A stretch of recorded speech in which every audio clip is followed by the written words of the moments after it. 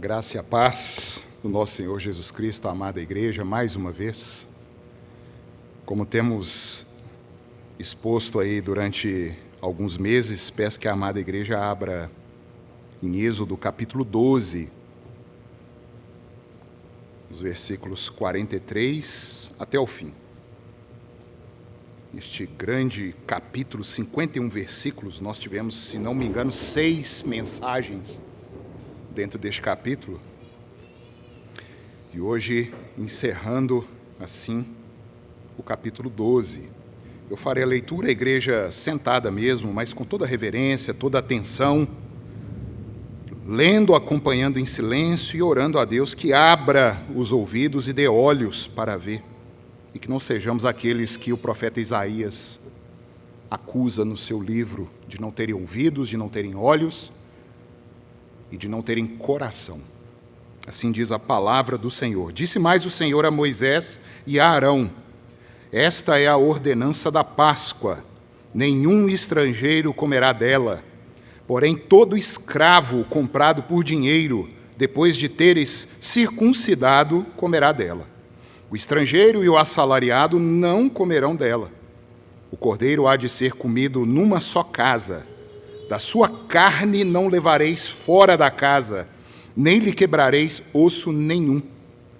Toda a congregação de Israel o fará. Porém, se algum estrangeiro se hospedar contigo e quiser celebrar a Páscoa do Senhor, seja-lhe circuncidado todo macho. E então se chegará e a observará, e será como um natural da terra, mas nenhum incircunciso comerá dela. A mesma lei haja para o natural e para o forasteiro que peregrinar entre vós. Assim fizeram todos os filhos de Israel, como o Senhor ordenara a Moisés e a Arão, assim fizeram. Naquele mesmo dia tirou o Senhor os filhos de Israel do Egito, segundo as suas turmas. Amém. Eu peço que o diácono entregue o microfone à nossa irmã Raila, e que ela possa orar a Deus, clamando que nos dê a porção, o bocado de hoje à noite. Santo Deus, amado Pai, como foi orado aqui, nós agradecemos ao Senhor pelo privilégio de estarmos na casa do Senhor para ouvir a Tua palavra. Sabemos que a palavra do Senhor deve entrar no nosso coração pela ação do Teu Espírito, e que aquilo que for pregado aqui hoje seja totalmente fiel à Escritura, que o pregador diminua e que pregue somente a Tua palavra, que é suficiente e eficaz para nos alcançar e transformar tudo aquilo que cada um aqui precisa. Amém. Nós pedimos ao Senhor que trabalhe no nosso coração, que abra não só os nossos ouvidos físicos, mas que abra os nossos ouvidos do coração, para que essa palavra entre, caia em terreno fértil e produza transformação, arrependimento e temor ao Senhor. E que o Senhor nos dê condição de responder a palavra que vai ser pregada com toda obediência. E nós oramos tudo isso em nome de Jesus, pedindo perdão pelos nossos pecados e confiantes que o Senhor nos ouve por meio dele. Em nome de Jesus nós oramos. Amém. Amém. Amém. Queridos, há uns 15 anos atrás, mais ou menos, eu ainda inconverso, incircunciso, eu cantava no coral do Cefete e desenvolvemos um trabalho lá durante quase 18 anos. E tinha uma amiga minha, muito querida, evangélica, e naquela época, ainda aos mais antigos, aí vocês vão lembrar do MSN, que era o mensageiro, né, do computador. E a gente tratando alguma coisa de uma apresentação, ela fazia parte de algumas comissões e tudo, e entrou o assunto evangelho. E no meio da conversa ela virou para mim e disse assim: mas eu ainda sonho em algum dia poder te chamar de irmão. Mas aquilo entrou igual uma espada na minha cabeça. Assim, eu falei, eu gostava muito e gosto ainda, né? Estive até conversando com ela essa semana, relembrando. Mas na hora me subiu um ódio. Eu falei, quem que é essa menina para falar que ainda sonha em me chamar de irmão? Que conversa que é essa? Mais óbvio que eu não falei com ela, né? E ali o assunto foi, e eu fui discriminado. E graças a Deus por isso. Hoje há no mundo um jargão, né? Todos somos filhos de Deus. Isso é a maior fake news que está sendo contada nos nossos dias. Não. Por natureza, como Paulo diz em Efésios capítulo 2, somos filhos da ira, sob o domínio de Satanás, por mais duro que isso possa parecer.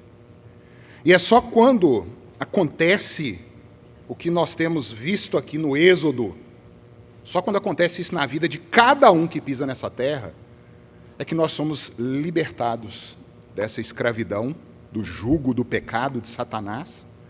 E como Cristo falou pela boca do apóstolo, né? Somos transportados do império das trevas para o reino do Filho do seu amor. Isso é muito claro. E parece que o príncipe deste século, né, que conduz o mundo que jaz no maligno, cegou o entendimento, como a Escritura mesmo testifica. E com essa nossa consciência muitas vezes cauterizada, vamos andando como se estivéssemos em paz, caminhando aqui, mas o profeta Jeremias alertou, não há paz. Não há paz fora do Deus soberano Criador. E aqui nós estamos. As instruções finais sobre a Páscoa, e a palavra é discriminação.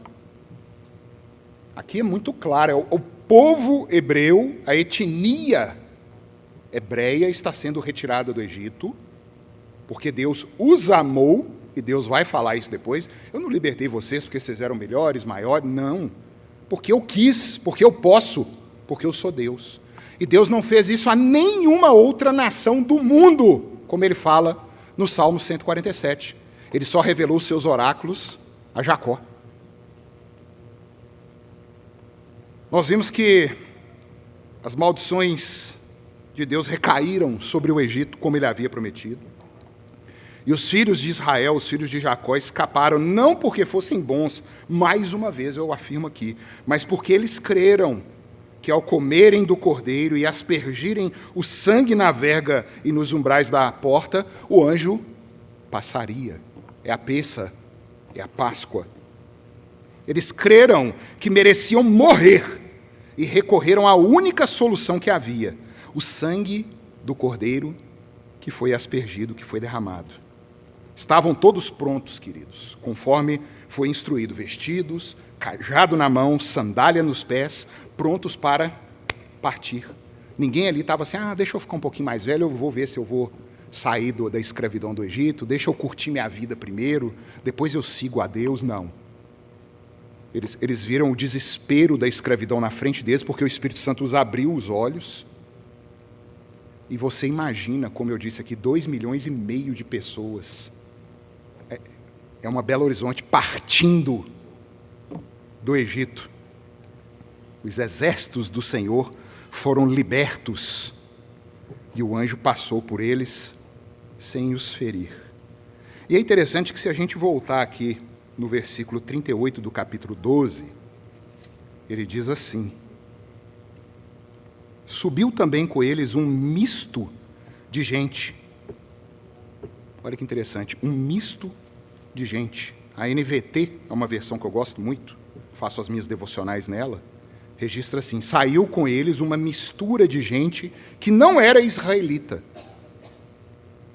E agora, dos versículos 43 até o último, né, desse capítulo 51, nós temos instruções sobre o que fazer com essa situação. E é essa situação, amados, presta atenção, essa situação ela é exatamente a chave que nos mostra a bênção prometida a Abraão e como essa bênção chegou até nós aqui, nessa noite. É exatamente o que está acontecendo aqui. Em princípio, parecia que essa promessa a Abraão era direcionada somente àqueles que tinham o sangue abraâmico. Somente os filhos consanguíneos de Abraão participariam dessa promessa, da posse da terra, a terra que foi prometida.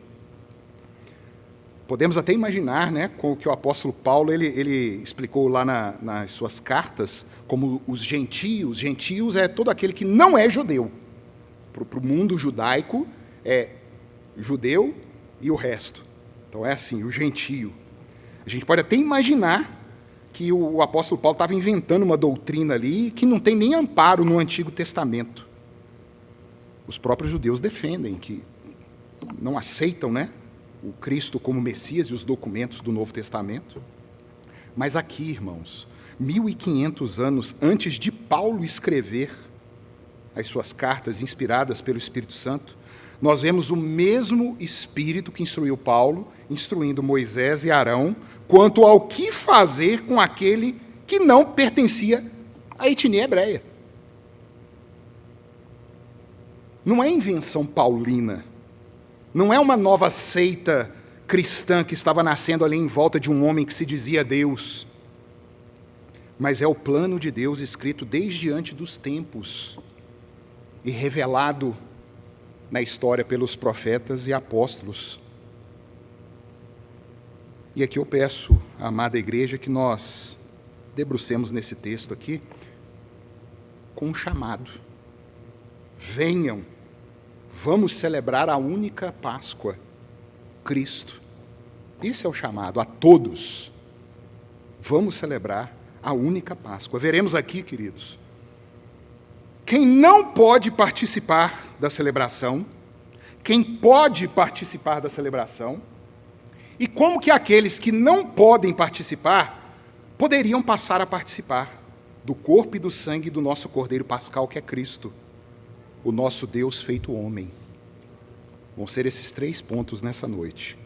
Eu espero em Deus, oro a Deus, que os irmãos que têm acompanhado essa série, os visitantes, eles tenham conseguido vislumbrar que o cordeiro, o animal que estava sendo ali abatido, e era abatido no Antigo Testamento, e o pão e o vinho no Novo Testamento são figuras, são sombras, são sinais, são símbolos de uma mesma e única realidade que existe, a vida de Deus que nos foi dada. Vocês conseguem entender isso? São sinais, símbolos distintos em 2 eras, mas que apontam para a mesma realidade. O que nos interessa é a realidade. Então perceba que o sinal, a figura, o símbolo, era um na antiga aliança, agora na nova é outro. Mas a verdade que eles representam, essa verdade para a qual esse símbolo aponta, é a mesma e foi sempre a mesma. O Cristo crucificado em nosso favor. Assim também, mesma coisa, a circuncisão. Na antiga aliança, a circuncisão foi instituída para que uma pessoa fosse marcada como parte do povo da aliança. Deus ele é muito claro com Abraão. Abraão, você vai circuncidar, e a circuncisão, ele é o símbolo da aliança. E é uma grande confusão que existe hoje na igreja moderna, é dizer que o símbolo dessa realidade, que hoje é o batismo, é o símbolo da fé. E não é. O batismo é o símbolo da aliança que Deus fez com o povo. Por isso que alguns irmãos defendem o credo-batismo, né? Você só batiza quando crê em Jesus Cristo. Olha, eles batizam meninos, que coisa é essa? Isso é coisa de católico. Não, isso é coisa da Bíblia. E houve realmente no período da Reforma, né, um ranço com o que a Igreja Romana fazia, e havia um grupo chamado de anabatistas, que eram os revolucionários da época, né? E eles tinham por princípio que, se a Igreja Católica faz, nós não vamos fazer. Mas é bíblico? Não interessa. Eles estavam errados. Se é bíblico, nós vamos fazer. Então, a circuncisão na antiga aliança, o batismo na nova aliança, apontando para a mesma realidade, que é: você foi selado como parte da aliança do povo de Deus. E aqui eu relembro Nicodemos, falando, pastor Augusto Nicodemos, né, que a gente não aguarda os filhos da aliança da igreja, as crianças, escolherem Jesus Cristo para serem batizados. Nós oramos para que eles não neguem essa aliança na época da consciência e saiam dessa aliança, porque eles fazem parte. E é exatamente que vem essa progressão bíblica desde Abraão até o Novo Testamento. E como aconteceu com esse povo aqui. Muitos pereceram no deserto, como o autor aos Hebreus diz, por incredulidade. Eles não creram. E ali eles foram deixados no deserto. E este sinal, amados, esse símbolo externo que a gente vê o batismo, a gente vê a ceia, a gente toma, é um fenômeno externo. Ele aponta para algo que aconteceu em nós. Ele aponta para uma realidade interna, uma operação que só o Espírito Santo em nós pode proporcionar e fazer a união deste símbolo externo com essa realidade interna. E é por isso, muitas vezes, que esses símbolos, sendo a Páscoa da nova aliança, que é o pão e o vinho, sendo o batismo que é da nova aliança, eles podem ser falseados. Muitos vão subir aqui, não creem, não querem, estendem a mão à mesa do Senhor sem discernir o corpo, porque é apenas o fenômeno. Aquilo ali para eles é juízo, como Paulo diz. E é só o Espírito Santo para criar esse vínculo entre a realidade que ele mesmo operou em nós com o símbolo, a ponto desse símbolo realmente representar a própria realidade, mas sem ser a realidade. O pão continua sendo pão, o vinho continua sendo vinho, mas eles estão de uma forma mística, muito mais vinculados à realidade do que se verdadeiramente houvesse uma transubstanciação ali. É muito superior, irmãos. É muito superior. O povo de Deus, os filhos de Abraão, eles tinham essa marca, essa distinção clara. E todo aquele que tinha essa marca, eles poderiam participar agora da carne e do sangue do Cordeiro, que os estava ali livrando da morte. Mas, como diz o matuto, né, subiu ali no meio deles uma arruma de gente que não era hebreu. E agora? Imagina a cabeça de Moisés, né, vendo a saída do povo. Essa multidão vindo junto aqui. O próprio José teve descendência mista, Efraim e Manassés. Eu falei disso aqui. Dos 13 filhos de Jacó, lembrando que Jacó teve uma filha, muitos esquecem disso, né? 12 homens e uma menina. José teve filhos mistos no Egito. E esse pessoal, que não era hebreu, muitos ali acreditaram nessa promessa. A libertação pelo sangue do Cordeiro. Mas eles eram vira-latas, como eu acho que todos aqui são, começando de mim. Não deve ter nenhum judeu aqui dentro convertido ao cristianismo. O que vamos arrumar com esse povo? E daí vem a maravilhosa notícia que, mesmo não tendo o sangue de Abraão, mas crendo nas mesmas promessas que Abraão creu, eles poderiam ser submetidos a esse selo, o selo do povo de Deus, na antiga aliança, a circuncisão. E poderiam comer da Páscoa, na antiga aliança, o Cordeiro. As coisas vão se acomodando e vão fechando, quando a Bíblia é colocada às claras. E aqui nessa porção mostra, quem não pode participar? Aí nós lemos no versículo 43, peço que a igreja a uma voz possa ler, verso 43 em alto e bom som, amados. E depois do 43, já leiam imediatamente o 45. Quem não pode participar da Páscoa? Disse...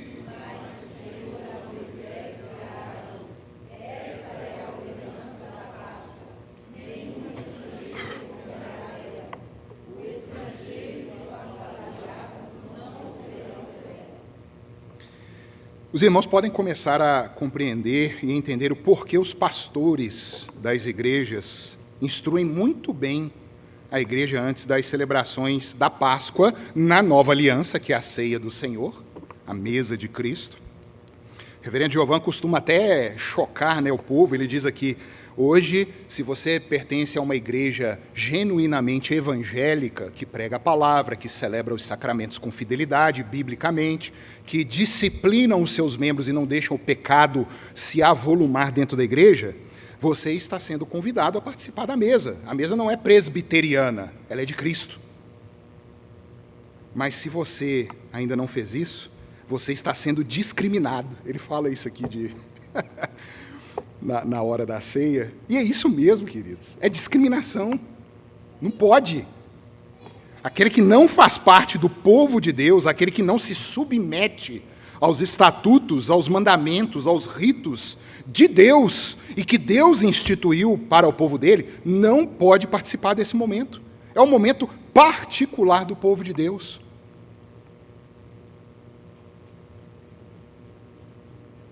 Em algumas ceias aqui na igreja, eu já tive que fazer, alguns presbíteros, nós já tivemos que impedir pessoas sabidamente não crentes, obviamente com todo o amor, toda a discrição, toda a sabedoria, pois essa discriminação é para o bem delas, amados. Paulo alerta, eu já toquei no assunto aqui, né? 1 Coríntios 11, 26 a 30, ele diz assim: porque todas as vezes que comerdes este pão e beberdes o cálice, anunciais a morte do Senhor até que ele venha.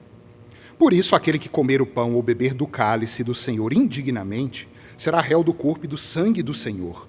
Examine-se, pois, o homem a si mesmo, e assim coma do pão e beba do cálice, pois quem come e bebe sem discernir o corpo, come e bebe juízo para si. Eis a razão porque há entre vós muitos fracos e doentes, e não poucos que dormem. Profanação da mesa do Senhor.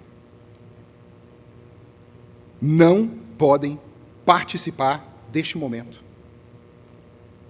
As pessoas podem até estranhar às vezes, né, quando irmãos de fora estão interessados, pessoas interessadas em vir para a igreja e tudo, nós perguntamos, né, se já pertence a alguma igreja, como que é.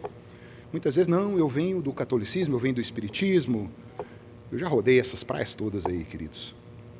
E a abordagem ela é muito franca, porque quando nós recebemos uma pessoa à comunhão da igreja, e vai permitir ela estender a mão à mesa, uma responsabilidade pesa sobre a liderança, sobre os presbíteros que supervisionam a ceia do Senhor.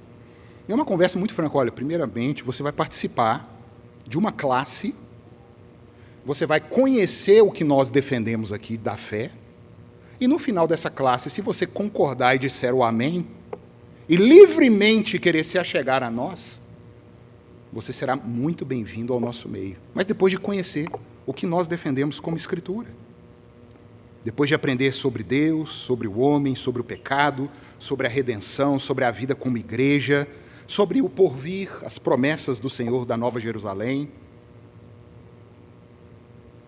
sem saber disso, não podem participar. Nem lá podiam, como nós estamos lendo aqui, não podem. E nem aqui agora. E nós temos aqui também no texto os que podem participar. Quem não pode participar, e agora quem pode participar? Vamos ler, queridos, o versículo 47 a uma voz? Por favor, versículo 47. Toda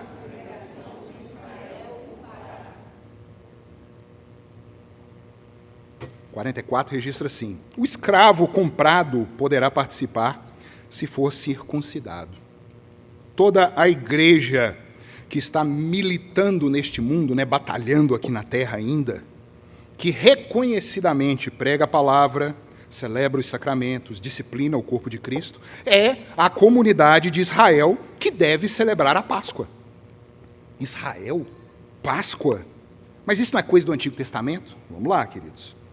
Por mais que nós expliquemos e apontemos biblicamente, muitos ainda fazem essa dicotomia, essa divisão entre Antigo e Novo Testamento, a forma de rasgar aquilo que Cristo uniu. Rasgam o povo de Deus. Paulo diz no final da sua carta aos Gálatas que a paz do Senhor pertencia a todo o Israel de Deus, incluindo ali judeus e os que não eram judeus. Ele usa essa terminologia. É o Israel do Senhor, aquele que pela fé crê no sangue do Cordeiro de Deus que perdoa o pecado e tira do mundo inteiro, e não só dos judeus, mas do brasileiro, do japonês, do americano, do europeu, de qualquer um que se achegar a ele. A Páscoa, e vamos repetir isso aqui até que a língua seque, é o nosso Cristo. Como nos é dito, lançai fora o fermento, ou o velho fermento, para que sejais nova massa, como sois de fato, sem fermento, pois também Cristo, nosso Cordeiro Pascal, foi imolado. Por isso celebremos a festa não com o velho fermento, nem com o fermento da maldade e da malícia, e sim com os ázimos da sinceridade e da verdade. 1 Coríntios 5, versículos 7 e 8. Povo de Corinto, irmãos, é a igreja mais danada do Novo Testamento. E Paulo os convida a celebrar o Cordeiro Pascal, que é Cristo. Mais uma vez aqui, o fermento, né? Nós temos tocado tanto nesse assunto.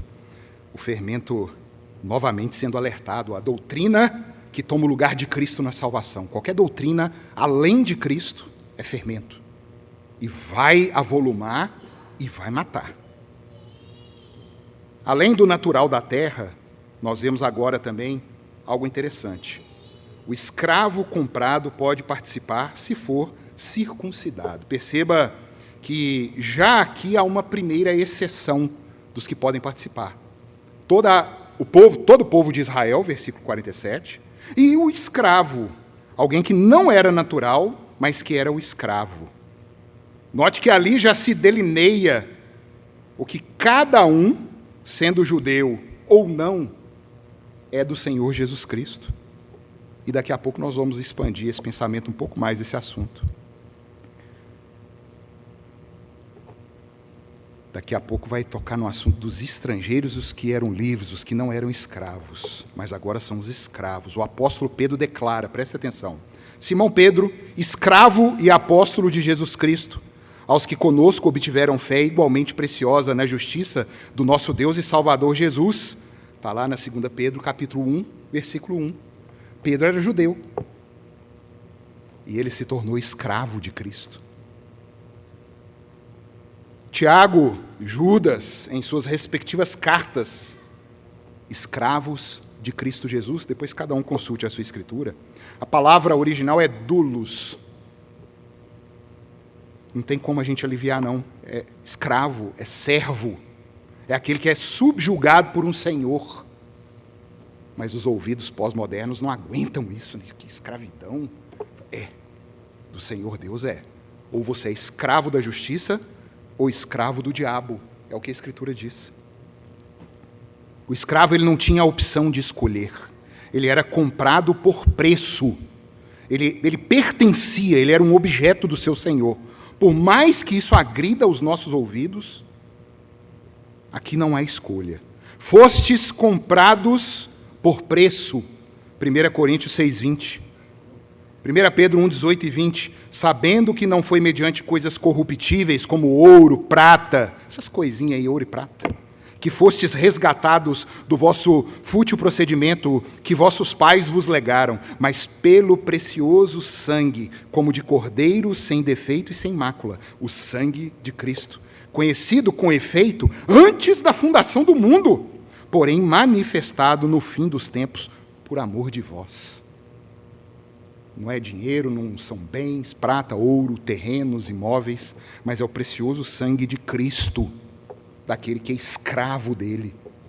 É um vínculo de vida. É essa união mística que, infelizmente, as igrejas hoje perderam o ensino, a união mística com Jesus. A igreja, o povo de Deus, é convocado mensalmente a celebrar a Páscoa aqui na nossa igreja. Todo o primeiro domingo fazemos exatamente o que os nossos irmãos hebreus fizeram há 3.500 anos atrás. Mudou-se a forma, mas a essência permanece a mesma. E por fim, queridos, alguns podem celebrar, outros não podem. Mas e eu que não posso celebrar? Como fazer para participar dessa celebração? Versículos 48 e 49, é uma voz, irmãos? Vamos lá? Porém,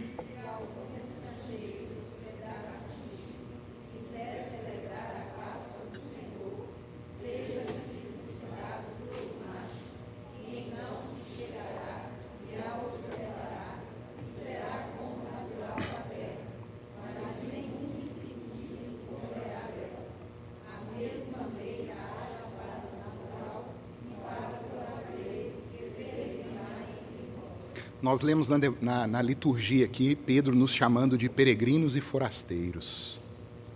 Nós lemos aqui, a liturgia ela é preparada para trazer a mensagem, os cânticos. Nós cantamos aqui por diversas vezes o Cordeiro de Deus. Não sei se os irmãos percebem isso.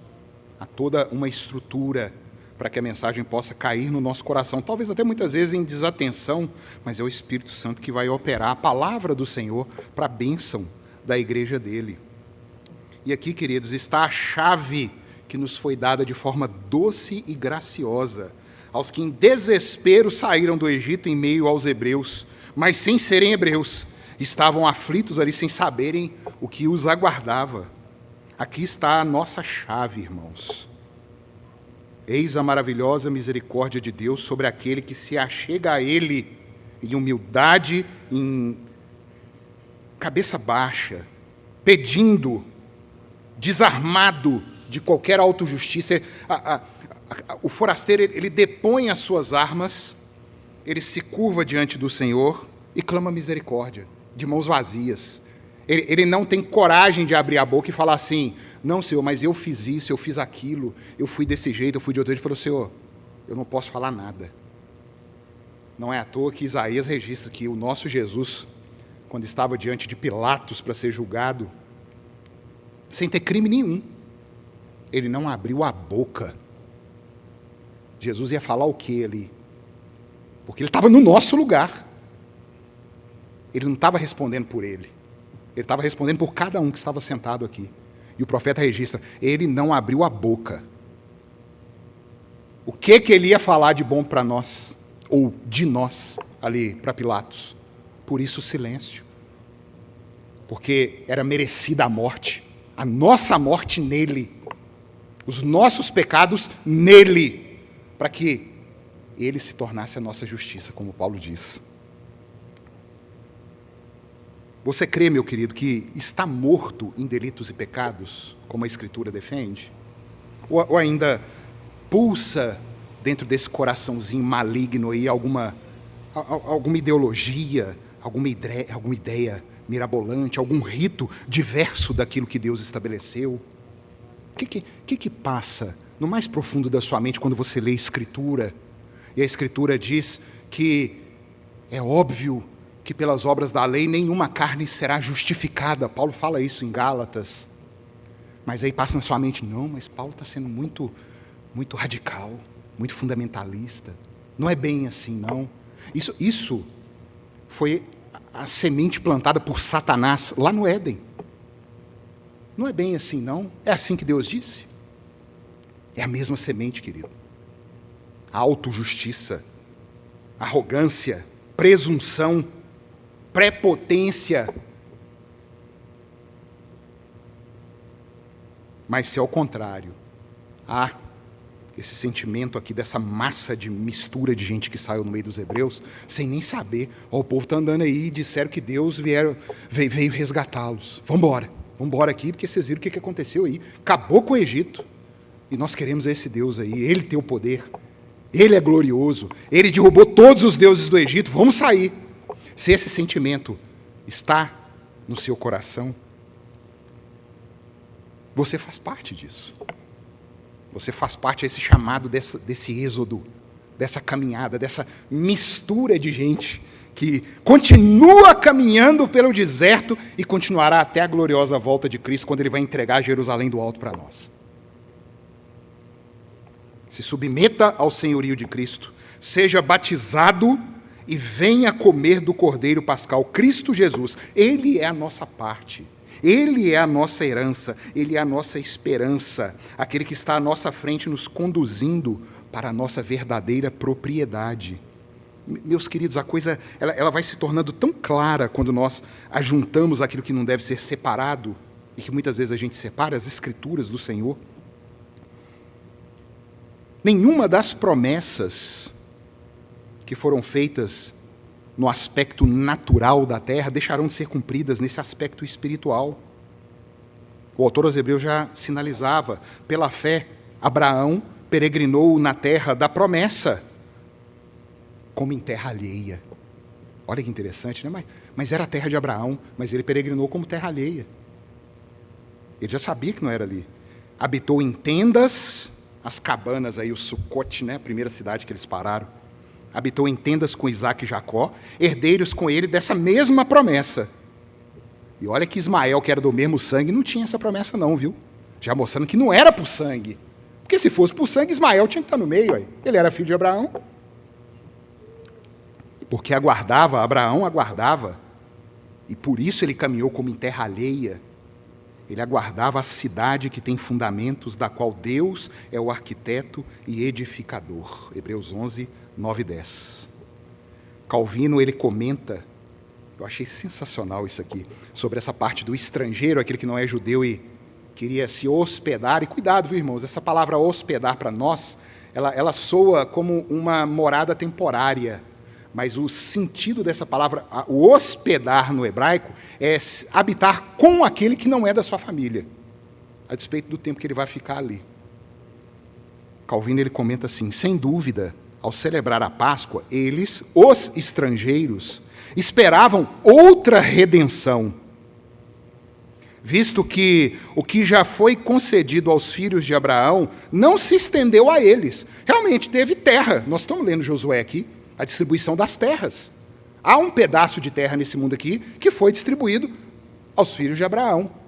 Mas aí Calvino lembra, esses estrangeiros não esperavam aquilo não. Pois embora pudessem ser contados entre o povo, nós lemos aqui, vai ser como um natural da terra. Haja a mesma lei, não tem diferença. Vai ser um filho de Abraão. Embora pudessem ser contados entre o povo, ainda assim, nenhuma porção da terra caiu em sua posse. Nem sua condição melhorou quanto aos direitos temporais, aos direitos terrenos. Mas foi apenas para que eles pudessem se tornar membros da Igreja de Cristo. A verdadeira promessa. A terra que nos aguarda. Achei sensacional isso aqui. Falou, realmente, a promessa não era aqui. Tanto que os estrangeiros que eram como naturais não tiveram a posse da terra. Então vós que não sois povo, agora podeis ser povo. Podem se achegar à casa de Deus mediante o sangue dele mesmo que foi derramado. E nos atentemos. Não sejamos tentados a participar meramente de um ritual quando a ceia acontece aqui. Como se apenas o comer e o beber fossem suficientes para purificar pecados.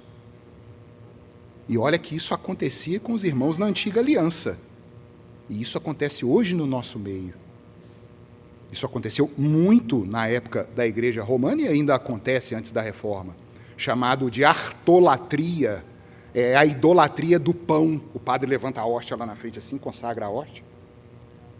E aquilo se torna, transubstancia no corpo do próprio Cristo, ofendendo completamente a doutrina da dupla natureza de Cristo e divinizando a humanidade do Senhor. Como que a natureza humana dele está ali? Se a natureza humana não é onipresente. É o principal ponto que fere. Mas hoje muitos evangélicos, quando estendem a mão à mesa, acham que, não, eu não vou na igreja tem 2 meses, mas hoje tem ceia, eu vou. E vem por causa da ceia. O que passa na cabeça de um sujeito desse? Divinizando aquilo que não tem que ser divinizado. Usando o símbolo como algo que vai ter um valor em si mesmo, sem lembrar da realidade para que esse símbolo aponta. O salmista registrou assim, escuta, povo meu, e eu falarei, ó Israel, e eu testemunharei contra ti. Eu sou Deus, o teu Deus. Não te repreendo pelos sacrifícios, nem pelos teus holocaustos continuamente perante mim. O povo fazia as coisas direitinho. Ia no templo, sacrificava, cortava a cabeça do bode lá, aspergia o sangue, tudo, o rito bonitinho, igual na gente aqui hoje, né? Levanta, senta, canta, ora e tal, fazendo tudo o script certinho. Deus não nos repreende, vocês estão, tá tudo certo. De tua casa não aceitarei novilhos nem bodes dos teus apriscos, pois são meus todos os animais do bosque. É Deus falando com o povo dele. As alimárias aos milhares sobre as montanhas, é meu. Conheço todas as aves dos montes, e são meus todos os animais que pululam no campo. Se eu tivesse fome, eu não diria a vocês, pois o mundo é meu, e quanto nele se contém. Acaso como eu carne de touros, ou bebo sangue de cabritos? Oferece a Deus sacrifício de ações de graças e cumpre os teus votos para com o Altíssimo. Está no Salmo 50, 7 a 14. E isso pode estar acontecendo no nosso meio hoje, irmãos. Aquele que diz ter se achegado, lembra, eu falei de falsear esses sinais, esses símbolos. Faz tudo direitinho, a boca está perto de Deus, mas o coração distante. Mas, queridos, diferentemente disso, aproximemo-nos com sincero coração, em plena certeza de fé. Não é a raça, não é o sangue de Abraão que manda.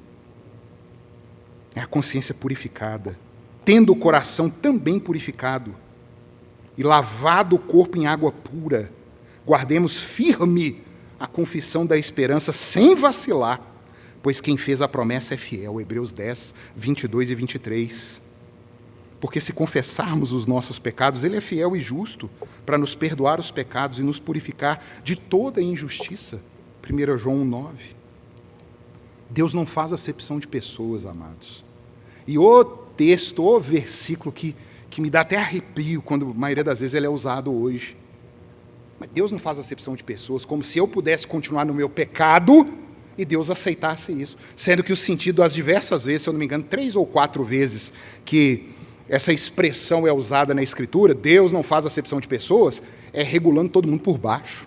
Não escapa um, não tem acepção de pessoas. Está todo mundo no inferno. É esse o sentido do uso do termo. Só que Satanás, esse mundo ordinário, inverteu. Deus não faz acepção de pessoas, está todo mundo no céu.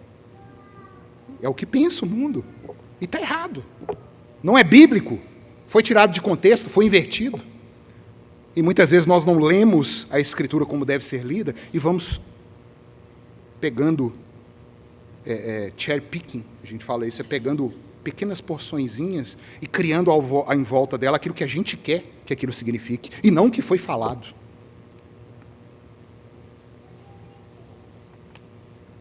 Queria trazer algumas aplicações, irmãos. Não faça distinção entre Israel e igreja, por favor. Nós temos 2 grandes linhas teológicas hoje, o dispensacionalismo e o aliancismo. Quando se vai tratar de teologia, geralmente começa essas ramificações, né? Igreja presbiteriana, batista, pré-lapsarianismo, supralapsarianismo, e vai, que é a bagunça. Começa lá em cima, dispensacionalismo e aliancismo. O dispensacionalismo, ele se fortaleceu muito em meados do século XIX, montado nos lombos do materialismo histórico, do marxismo, é a redenção na terra. Não, nós vamos ter paz aqui embaixo mesmo. No dia que tiver hospital, no dia que tiver mais segurança, mais educação, resolve-se o problema do homem. E o dispensacionalismo parece que trouxe isso para dentro da igreja e sonha com um reino terreno de Jesus Cristo. Geralmente pré-milenistas, né? Cristo vai reinar durante 1000 anos nessa terra aqui. Isso não está na Escritura, queridos. A reforma defende o aliancismo. E no aliancismo não há diferença entre a igreja e Israel. O dispensacionalismo diz que Israel é uma coisa e a igreja é outra. Nós lemos uma série de textos aqui, mostrando que um dos mistérios que foi revelado no Novo Testamento é a derrubada do muro que dividia judeus e gentios. O escândalo do Novo Testamento é o judeu pensar, meu Deus, Yahvé não é Deus só dos judeus, não? Ele é Deus dessa viralataiada toda aí? É porque todo mundo está condenado. Esse é o escândalo do Novo Testamento. O próprio Deus ter encarnado e na sua carne ter derrubado a muralha. Mas agora em Cristo Jesus, vós que antes estáveis longe, já pelo sangue de Cristo chegastes perto. Porque Ele é a nossa paz, o qual de ambos os povos, ó, para você ver, judeus e não judeus, fez um, e derrubando a parede de separação que estava no meio, na sua carne desfez a inimizade, isto é, a lei dos mandamentos que consistia em ordenanças, para criar em si mesmo 2 povos, ou dos 2 povos, um novo homem, fazendo a paz, e pela cruz reconciliar ambos os povos com Deus em um corpo, matando com ela as inimizades. O que eu faço com um texto desse aqui? Ah, não, Israel é uma coisa, a igreja é outra. Não é. Ou então não se diz crente. Defende outra coisa. Em segundo lugar, uma segunda aplicação. Firmemos, amados, presta atenção, um compromisso com a igreja local e com os irmãos. Há uma mania hoje, o individualismo ocidental, ele é terrível. Eu creio até que as comunidades cristãs do Oriente Médio para o Extremo Oriente, eles tenham maior facilidade com isso. Mas nós já nascemos banhados numa cultura individualista. Eu dou conta da minha vida, ninguém tem nada a ver comigo, e assim vai. E não é bem assim, não. O cordeiro há de ser comido numa só casa. Da sua carne não levareis fora da casa, nem lhe quebrareis osso nenhum, fazendo uma referência direta aqui a João 19, como Cristo sendo o cumprimento, né? Nenhum osso dele foi quebrado. Olha o que John Gill fala dessa mania nossa hoje, né? Um domingo eu estou numa igreja, outro domingo eu estou noutra igreja, outro domingo eu estou noutra igreja, não sou membro de lugar nenhum, eu sou do povo, eu sou um Zé Ninguém, né? Como diria a música. Se aplica a esses membros que não estabelecem raízes. Queridos, eu não estou falando aqui que é proibido você visitar uma igreja irmã, não é isso, por favor. Mas é uma percepção de falta de unidade. John Gill fala assim: pois embora possa haver mais cordeiros do que um comido em uma casa, onde havia um número suficiente para comê-los, e pode haver mais famílias do que uma em uma casa, desde que se mantenham distintas e sejam grandes o suficiente para comer um cordeiro. No entanto, um cordeiro não pode ser comido em casas diferentes. Uma parte dele em uma casa e uma parte dele em outra. Isso denota a unidade da Assembleia Geral do Senhor, a igreja do primogênito, e as distintas congregações separadas dos santos. Nós temos diversas igrejas reunidas hoje, mas que aquele povo daquela igreja seja unido, que você conheça o seu irmão, que está estendendo a mesa na mão, aquele que você chama de irmão, mas você nem sabe o nome dele.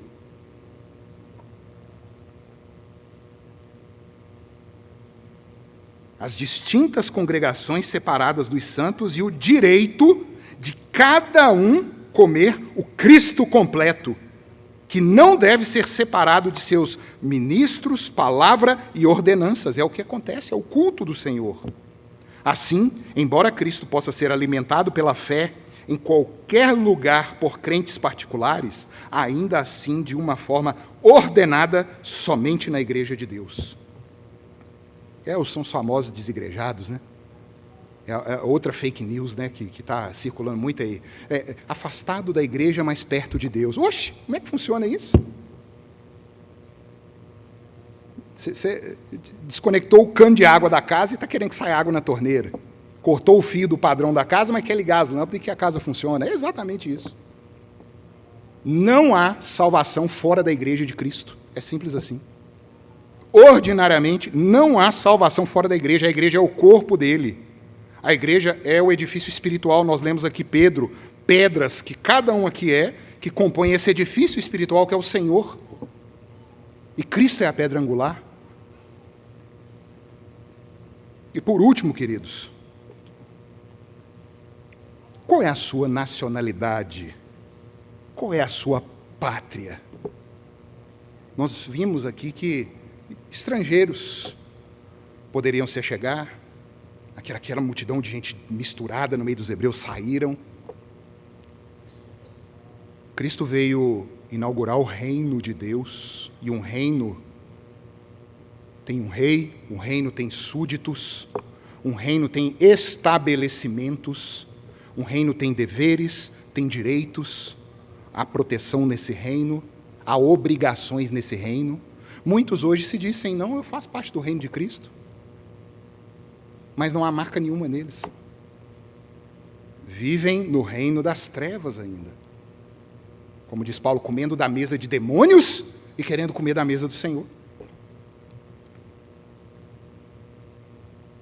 Assim já não sois estrangeiros e peregrinos, mas concidadãos dos santos, e sois da família de Deus, edificados sobre o fundamento dos apóstolos e profetas, sendo Ele mesmo, Cristo Jesus, a pedra angular. Qual é a sua pátria? Você se submeteu a esse rei verdadeiramente? Está nessa caminhada pelo deserto da vida rumo à promessa grandiosa da Jerusalém celestial? Ou está sendo enganado e enganando a muitos? Vamos ficar de pé, queridos? Vamos orar ao Senhor?